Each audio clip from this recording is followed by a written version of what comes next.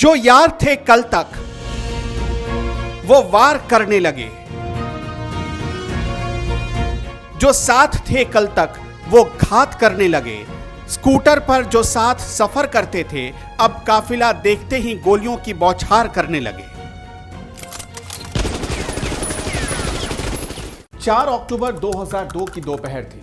वाराणसी के नदेसर इलाके में टकसाल सिनेमा के सामने वाली सड़क पर दुकानें खुली हुई थी, बिल्कुल आम दिनों की तरह। रिक्शे चल रहे थे, लोग अपने काम में मशरूफ थे।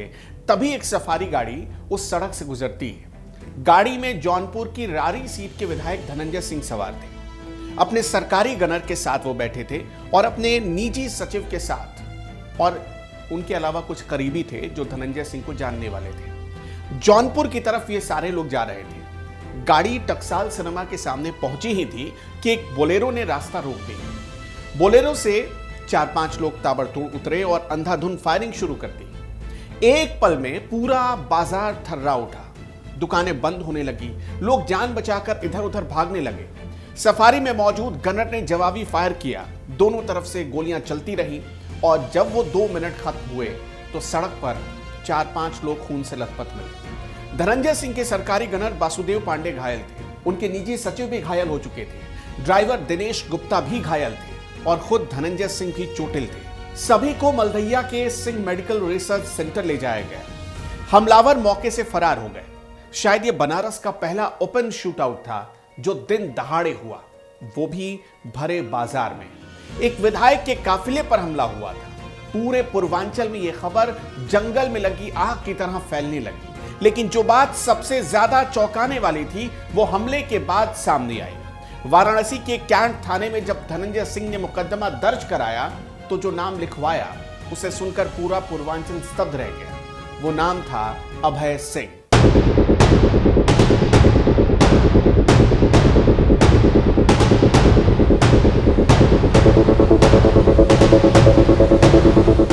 उसी अभय सिंह का जिसने धनंजय सिंह को लखनऊ यूनिवर्सिटी के गोल्डन जुबली हॉस्टल में रहने की जगह दिलाई थी, जिसके साथ एक ही स्कूटर पर लखनऊ की सड़कों पर दोनों घूमते थे, जिसके साथ कंधे से कंधा मिलाकर दुश्मनों से लड़े थे। उसी दोस्त पर आरोप लगा था कि उसने इस हमले को अंजाम दिया। यह कोई अचानक हुआ हमला नहीं था। इन दर्जनों गोलियों के पीछे 11 साल की एक ऐसी कहानी थी जिसकी शुरुआत हुई थी साल 1991 से। दोस्ती की कहानी, ये ठेके की कहानी थी, धोखे की कहानी थी और उस अदावत की कहानी थी जो 3 दशक बाद भी आज भी देश की अदालतों में फाइल बनकर जिंदा है।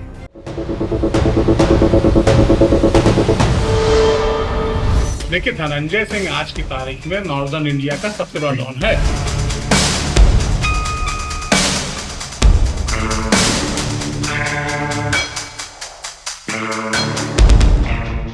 नमस्कार, मेरा नाम है अनुपम प्रसून और आप देख रहे हैं हेडलाइन फोकस। साल 1991 लखनऊ यूनिवर्सिटी का गोल्डन जुबली हॉस्टल। जौनपुर के बनसफा गांव का एक लड़का लखनऊ आया था। नाम था धनंजय सिंह। टीडी कॉलेज यानी तिलकधारी पीजी कॉलेज जौनपुर से छात्र राजनीति का पहला सबक लेकर आया था। उसका रिकॉर्ड पहले से पुलिस की डायरी में लाल कलम से लिखा गया था। 1990 में जब धनंजय 10वीं में थे तब एक स्कूल टीचर की हत्या का आरोप उन पर लगा था। आरोप कोर्ट में साबित नहीं हुआ, लेकिन नाम जुड़ गया था। 1992 में 12वीं की परीक्षा के दौरान एक और युवक की हत्या का मामला सामने आया। इसके बाद घर वालों ने सोचा कि लड़के को लखनऊ भेज दो, शायद माहौल बदले और पढ़ाई करने में उसका मन लगने लगे। लेकिन लखनऊ यूनिवर्सिटी के गोल्डन जुबली हॉस्टल में जब धनंजय सिंह पहुंचे तो वहां एक और लड़का पहले से मौजूद था। फैजाबाद से आया था, जिसके नाना राजकिशोर सिंह जौनपुर से बीजेपी के सांसद रह चुके थे। नाम था अभय सिंह। अभय सिंह हॉस्टल में पहले से जमे हुए थे। यूनिवर्सिटी की राजनीति में उनकी थोड़ी धाक थी और जब धनंजय सिंह वहां पहुंचे तो रहने को जगह दिलाने वाले अभय सिंह ही थे। यहीं से दोनों की दोस्ती की शुरुआत हुई। उनकी तिकड़ी में जौनपुर का ही एक तीसरा नाम जुड़ा, अरुण उपाध्याय। तीनों एक साथ रहने लगे, साथ खाते, एक ही स्कूटर पर तीनों लखनऊ की सड़क नापते। लखनऊ यूनिवर्सिटी में इस तिकड़ी का बड़ा जोर शोर से नाम होने लगा। अगर कोई एक से पंगा लेता तो समझ लीजिए वो तीनों से पंगा लेता और तीनों मिलकर हिसाब करते। 90 का दशक लखनऊ यूनिवर्सिटी के लिए सबसे बुरा दौर था। हसनगंज थाने का रोज नामचा हर दिन लाल स्याही से भरा जाता था। उस दौर में यूनिवर्सिटी परिसर से या तो नेता निकलते थे या बंदूकधारी, और ज्यादातर दोनों एक साथ ही निकलते थे। अभय सिंह और धनंजय सिंह इसी माहौल में पले बढ़े। शोले के जय और वीरू की तरह दोनों ने यूनिवर्सिटी में अपना नाम बनाया, वर्चस्व की राजनीति में उतरे और एक के बाद एक उन पर मुकदमे दर्ज होने लगे। बिल्कुल, देखिए, धनंजय सिंह और अभय सिंह की अदावत को हर कोई जानता है। हालांकि पहले धनंजय सिंह और अभय सिंह यूनिवर्सिटी में जब पढ़ रहे थे तो एक जिगरी दोस्त हुआ करते थे, लेकिन कुछ मामलों के चलते उनकी जो है मनमुटाव हुआ था। उसके बाद से दोनों की अदावत शुरू हो चुकी थी। और एक पूर्वांचल में अगर बात की जाए तो पूर्वांचल में वर्चस्व की जो जंग है वो कई बार देखने को मिली है। और ये जो पूरा मामला है ये बनारस में जब 2002 में धनंजय सिंह का काफिला गुजर रहा था, उसी वक्त टकसाल सिनेमा हॉल के सामने जो है उन पर जो है गोलियों से हमला हुआ था, जिसमें धनंजय सिंह, उनके गनर और उनके ड्राइवर, ये तीनों लोग जो है वो घायल हुए थे। और उसके बाद इसमें धनंजय सिंह ने अभय सिंह समेत कई लोगों के ऊपर आरोप लगाए थे कि इनके द्वारा ये जो है गोली चलाई गई है। उसी दौरान लखनऊ यूनिवर्सिटी में एक और किरदार का नाम जुड़ा इस कहानी में। नाम था गुड्डू मुस्लिम। इलाहाबाद से आया था, लखनऊ में पढ़ने के नाम पर आया था, लेकिन अपराध उसका असली पेशा बन गया। इसी वजह से परिवार ने लखनऊ भेजा था कि शायद माहौल बदलते ही बेटा सुधर जाएगा। लेकिन लखनऊ में गुड्डू मुस्लिम की मुलाकात अभय सिंह और धनंजय सिंह दोनों से हुई।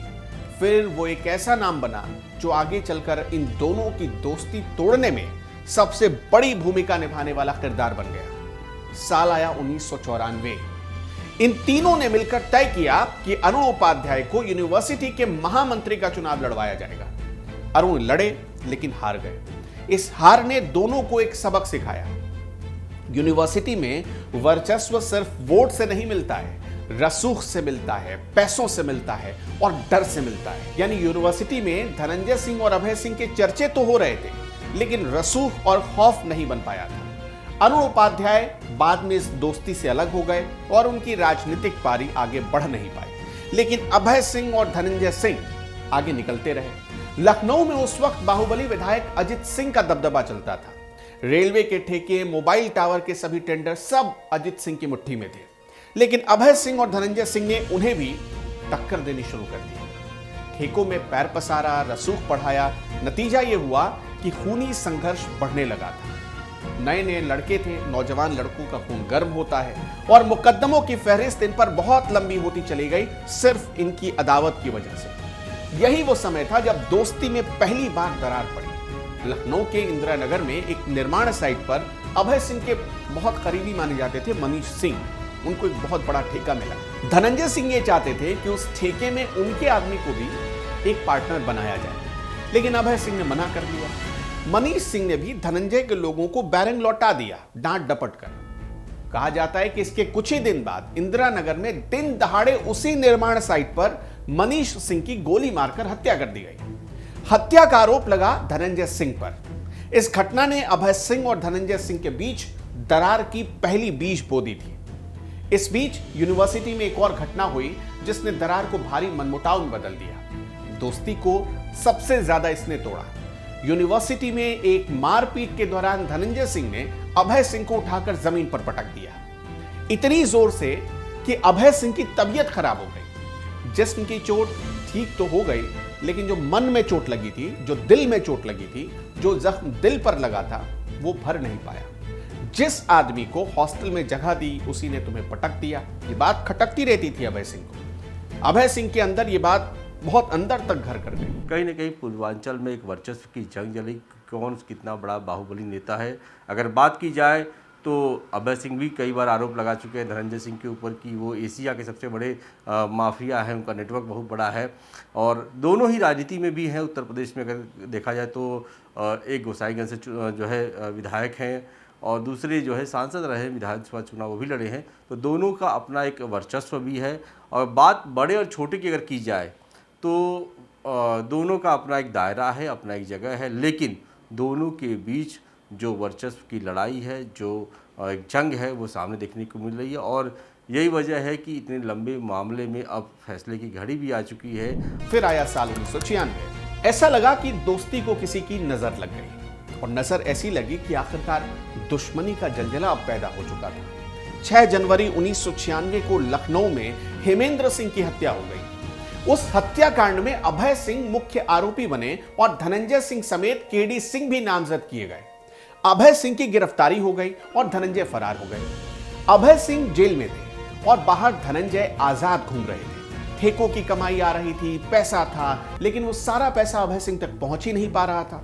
जेल में उनके करीबी लोग खबर पहुंचाते रहते थे कि धनंजय सिंह सारी कमाई खुद ही हजम कर रहे हैं, आपका हिस्सा आप तक पहुंच नहीं रहा। अभय सिंह इस खबर को सुनते ही तमतमा गए। जेल में बंद आदमी कर भी क्या सकता था, हाथ पैर बंधे थे, वो बस सुनते थे, लेकिन दिमाग में एक बात तो तय थी कि एक न एक दिन बदला लिया जाएगा। गुस्सा पक रहा था। फिर आया साल 1997। धनंजय सिंह का नाम एक और बड़े कांड में सामने आया। लखनऊ के चर्चित ला मार्टिनियर स्कूल के गेम टीचर फेडरिक गोम्स की हत्या कर दी गई। इस हत्याकांड में धनंजय सिंह के साथ गुड्डू मुस्लिम का भी नाम आया। पुलिस के सामने गुड्डू ने खुद गुनाह कबूल किया, लेकिन कोर्ट में दोनों बरी हो गए। उसी साल लोक निर्माण विभाग के इंजीनियर गोपाल शरण श्रीवास्तव की भी हत्या में नाम आ गया धनंजय सिंह का। इस हत्या के बाद धनंजय सिंह फरार हो गए। 1998 तक धनंजय सिंह पर पुलिस ने 50,000 रुपए का इनाम घोषित कर दिया था। हत्या, डकैती और वसूली समेत उन पर 12 से ज्यादा मुकदमे दर्ज थे। 17 अक्टूबर 1998 को पुलिस ने दावा किया कि भदोही मिर्जापुर रोड पर पेट्रोल पंप पर डकैती डालने आए धनंजय सिंह का एनकाउंटर कर दिया गया। 3 साथियों समेत धनंजय सिंह मारे गए। अब क्या था, इसके बाद तो अखबारों की सुर्खियां छप गई, लेकिन धनंजय जिंदा थे और अंडरग्राउंड हो गए थे। फिर आया फरवरी 1999। धनंजय सिंह ने खुद कोर्ट में आत्मसमर्पण कर दिया और जैसे ही वो सामने आए, भदोही का एनकाउंटर फर्जी एनकाउंटर साबित हो गया। मानवाधिकार आयोग ने जांच बिठा दी। उस फर्जी एनकाउंटर में शामिल 34 पुलिस कर्मियों पर मुकदमे दर्ज हुए। उधर अभय सिंह 1996 से 2000 तक जेल में ही रहे, 4 साल। जब बाहर आए तो जो देखा वो उन्हें रास नहीं आया, लेकिन असली तोड़ने वाली घटना इसी बीच हुई। फैजाबाद के सराय राशि का एक लड़का था जिसका नाम था संतोष सिंह। वो अभय सिंह का रिश्तेदार लगता था, पट्टीदार लगता था। अभय सिंह के घर उसका आना जाना था। अपराध की दुनिया की चमक उसे खींच कर लाई थी धनंजय और अभय सिंह के बीच। उसके पास गाड़ी थी, राइफल थी और रसूख का एक सपना था जिस पर वो हजारों लुटाने को तैयार था। लेकिन वो नहीं जानता था कि अभय और धनंजय के बीच अंदर ही अंदर एक आग सुलग रही है। संतोष के बारे में खबर थी कि वो जेल में बंद अभय सिंह को धनंजय सिंह के खिलाफ जाकर हर रिपोर्ट पहुंचाता था और भड़काता था। गुड्डू मुस्लिम को संतोष की पूरी जानकारी होती थी। वो जानता था कि संतोष अभय सिंह के नाम पर भरोसा फौरन कर देगा।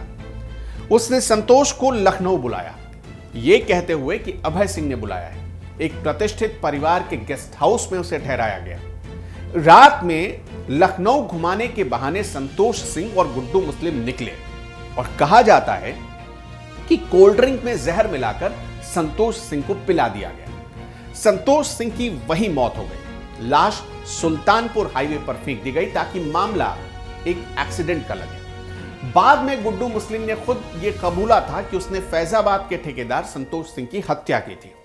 अभय सिंह आज भी कहते हैं कि धनंजय सिंह ने ही संतोष को उनके नाम पर फोन करके बुलाया और दूसरी पार्टी से पैसा लेकर हत्या करवा दी। संतोष उनके नाम पर भरोसा करके गया था और वो वापस नहीं लौटा। ये अभय सिंह कहते हैं कि गद्दारी कर दी यहां धनंजय सिंह ने और अभय सिंह को बदनाम करने के लिए ऐसा किया क्योंकि वो जेल से छूट कर आए थे। धोखे से की गई इस मर्डर ने एक ही थाली में खाने वाले 2 दोस्तों को जानी दुश्मन बना दिया था और इसी धोखे के तिनके से लगी जो चिंगारी थी वो 11 साल की दोस्ती को जलाकर राख कर बैठे। इसके बाद दोनों के रास्ते हमेशा हमेशा के लिए अलग हो गए। धनंजय सिंह ने साल 2001-2002 में राजनीति में एंट्री की तैयारी की और जौनपुर की रारी सीट से पहला चुनाव लड़ा।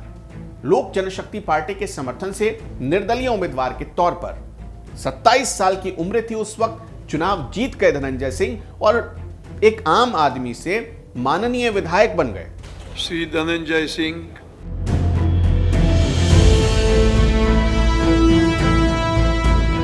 विधायक बनने के बाद उनको सरकारी गनर मिल गया, काफिला मिल गया।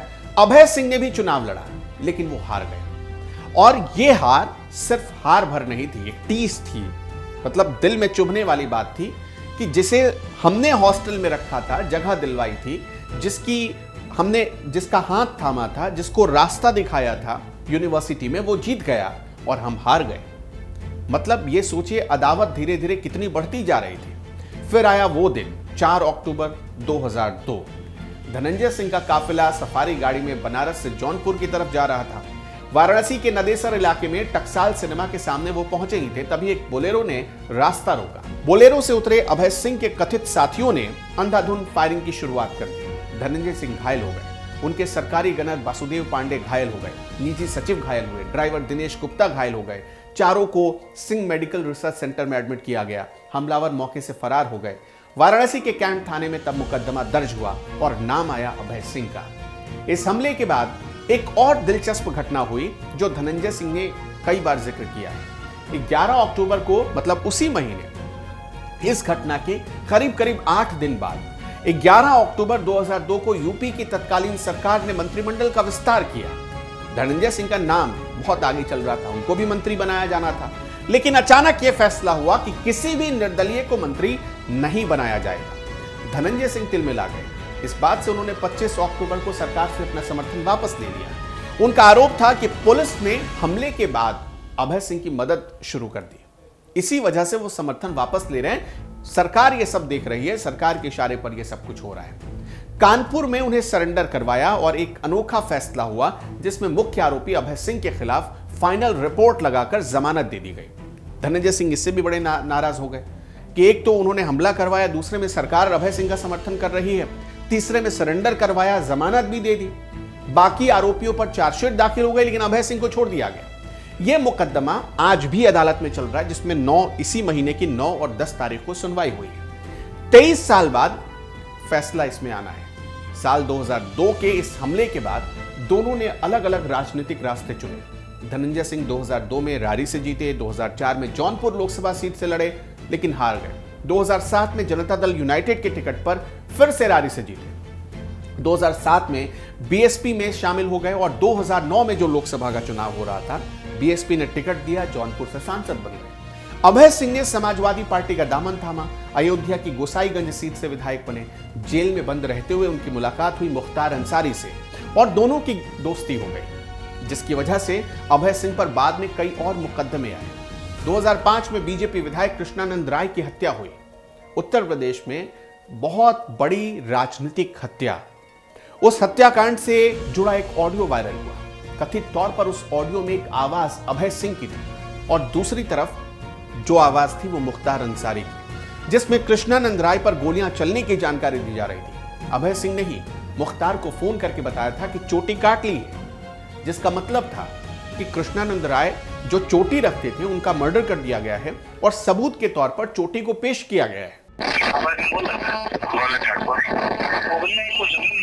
भाई तो वहाँ बात की वजह से तो सब लोग आए थे नवाब। हाँ, दूसरे बीच में हमला बिगड़ गया था, दूसरे लोग गए थे हाँ, तो बदमाशी किया है, सब छोड़ो अभी यहाँ पर वो हो गया, पता चला है, हल्ला हो रहा है कि गोली चल रही है, मुन्ना बजरंगी और कृष्णानंद राय में। हाँ, ये सुनने में आया। अच्छा, कहाँ पे? कृष्णानंद राय के गाँव पर दोनों तरफ से मुकाबला चल रहा है। हाँ, बराबर में चल रही है। हाँ, ये तरफा जय श्री राम। अच्छा, ओके। हेलो। हाँ हाँ हाँ, काट ली ठीक है, मुट्ठी में। ठीक है, बात होगी। कहीं न कहीं अगर कहा जाए तो अभय सिंह और धनंजय सिंह के बीच सब कुछ ठीक नहीं है और कुल मिलाकर कहा जाए तो दोनों के बीच वर्चस्व की जंग आज भी चल रही है। 2007 से 2012 के बीच बीएसपी सरकार के दौरान परिवार कल्याण विभाग के सीएमओ विनोद आर्या की हत्या में भी अभय सिंह का नाम आया। सीबीआई ने जांच की लेकिन उनके खिलाफ कोई सबूत नहीं मिला। 2007 में लखनऊ के बाजार खाला इलाके में एक पूर्वांचल टेंट हाउस में 2 युवकों की हत्या हो गई। शत्रुघ्न सिंह उर्फ छोटू और उनके नौकर जितेंद्र त्रिपाठी। अभय सिंह उस वक्त जेल में थे, इसलिए उन पर साजिश रचने का आरोप लगाया गया। 2025 में 19 साल बाद लखनऊ की एमपी एमएलए कोर्ट ने अभय सिंह समेत सभी आरोपियों को सबूत के अभाव में बरी कर दिया। अच्छा, उस वक्त एक बड़ा खेल भी होता था, क्योंकि ये बाहुबली थे तो इनके खिलाफ जुबान खोलेगा कौन? जो जुबान खोलता था उसका हश्र क्या होता था, ये आपको भी अच्छे से पता है। 2018 में बागपत जेल में मुख्तार अंसारी के शार्प शूटर मुन्ना बजरंगी की हत्या हो गई। मुन्ना बजरंगी की पत्नी सीमा सिंह ने अपने पति की हत्या की साजिश का आरोप सीधे धनंजय सिंह पर लगाया। उन्होंने पुलिस को जो बयान दिया उसमें कहा कि धनंजय सिंह ने उनके पति को इसलिए मरवा दिया क्योंकि मुन्ना बजरंगी 2019 के लोकसभा चुनाव में जौनपुर से वो उतरने वाले थे और धनंजय के खिलाफ चुनाव लड़ने वाले थे।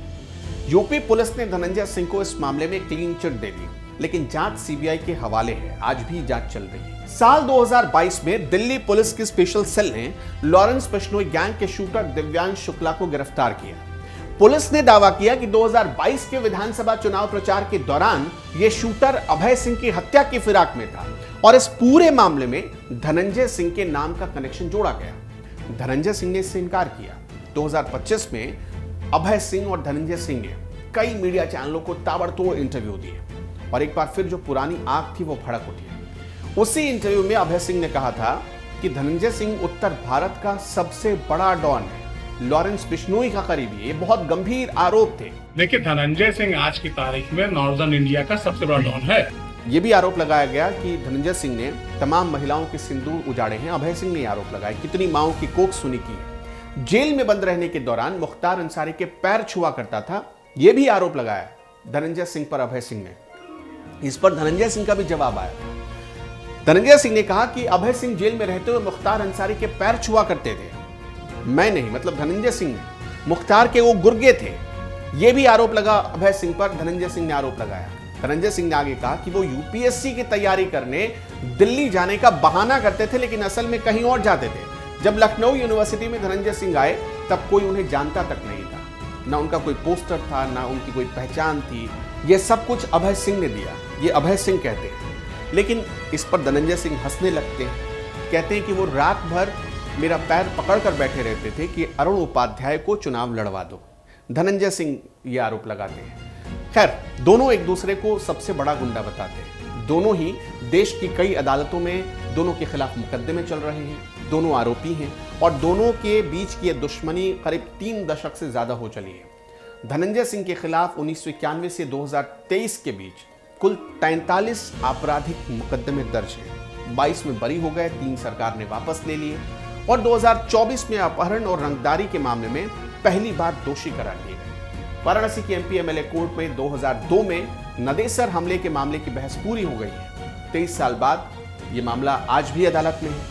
1991 में एक ही हॉस्टल में जब 2 लड़के मिले, एक ने दूसरे को रहने की जगह दिलाई, एक स्कूटर पर दोनों पूरी यूनिवर्सिटी नापते और उन्हीं 2 लड़कों में से एक के काफिले पर 2002 में बनारस की सड़क पर गोलियां चली। दोनों आज विधायक और सांसद का तमगा लगाकर घूम रहे हैं। दोनों के पास पैसा है, नाम है, रसूख है, खौफ भी है। उनके नाम से लोग कांपते भी हैं, डरते भी हैं आज भी। लेकिन 30 साल से ज्यादा हो चुके हैं, बीत चुके हैं। आज भी ये दुश्मनी, ये खूनी अदावत खत्म नहीं हुई है। और कभी कभी तो ऐसा लगता है, या इन दोनों की हालत ऐसी हो गई कि अगर आमने सामने दोनों को बिठा दिया जाए तो उनमें से कोई एक ही जिंदा बचेगा, या हो सकता है दोनों नहीं। खैर, इस अदावत के पीछे आपका क्या मानना है? कौन सही है, कौन गलत, कौन गुनहगार है और कौन बेकसूर है? हमें कमेंट बॉक्स में अपनी राय जरूर बताइएगा।